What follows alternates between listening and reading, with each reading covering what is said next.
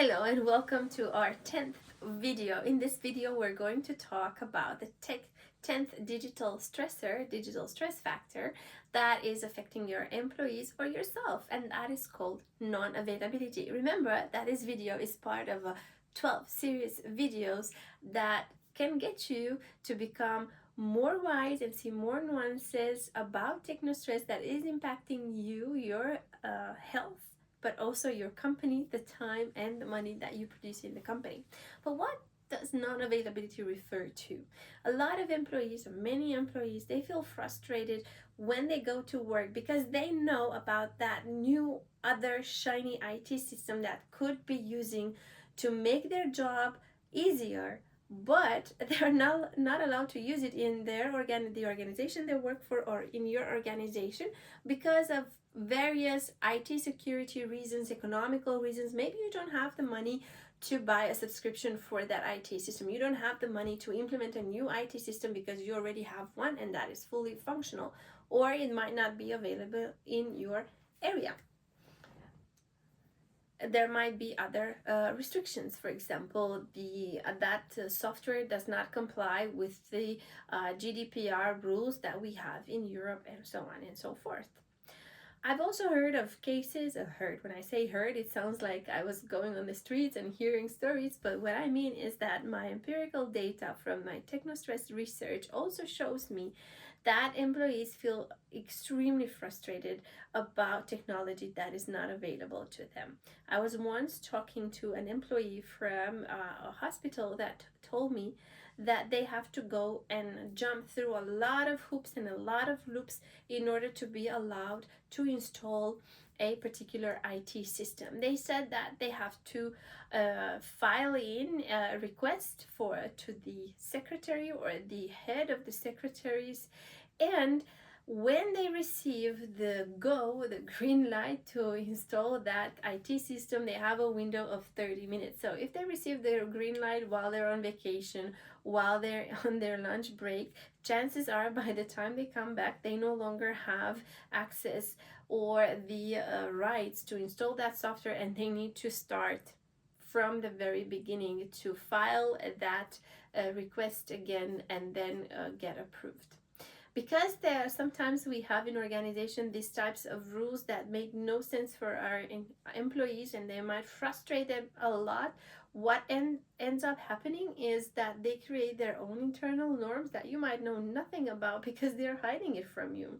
So they might prolong the window availability, and thus might put your processes in danger and your IT security in danger.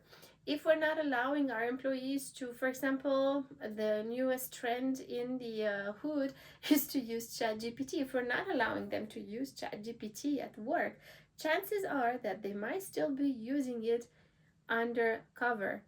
So when we are making rules that make no sense for our employees, what ends up happening is that they create their own rules that you might know nothing about, and thus those might have security, economical consequences for you.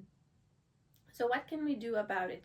First of all, we need to be very careful about how we communicate the reasons for why we're not using ChatGPT. For example, that using ChatGPT might compromise our internal data. We do not want to do that. Or ChatGPT might compromise our copyrights. We are feeding the machine our ideas, and we don't know who is going to end up using our ideas. So you might have very valid reasons for why you're not allowing your employees to use the IT system that they might want to use, but we have to be careful that we communicate that to the employees. As an employee, my advice to you is to talk to your nearest leader and hear what are the reasons for why that IT system that you might wish for is not available in your company.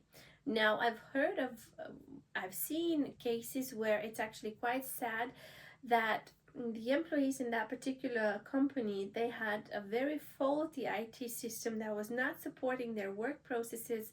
They had to restart the system multiple times a day, and at the professional conference, they saw a demo of another IT system that allegedly had none of those false. We don't know in practice how that might look like. Once we implement an IT system that looks good as a demo in a very wide organization, we might see a lot of incompatibilities when it comes to the hardware that we have and the hardware requests that the IT systems have, and thus that might create the same issues that we had with the old system. Again, it's important to be transparent and communicate with the employees, but at the same time, it's important to not turn your face from their concerns and address those concerns with openness and transparency and logic and rationale. Your employees are going to for sure be understanding if they know the reason and if the reasons also seem valid enough for them. So be sure to communicate in a way that also makes sense to your employees. I'm Raluca Alexandra Stana. Thank you for watching. I'm your Technostress expert and your guide to thriving in a hyper-digitalized world. And I hope that with my videos, I can save your company time, money, and talent. If you enjoy the information in this video and in the other videos, please make sure that you subscribe and also share with someone that you know. See you in the next video.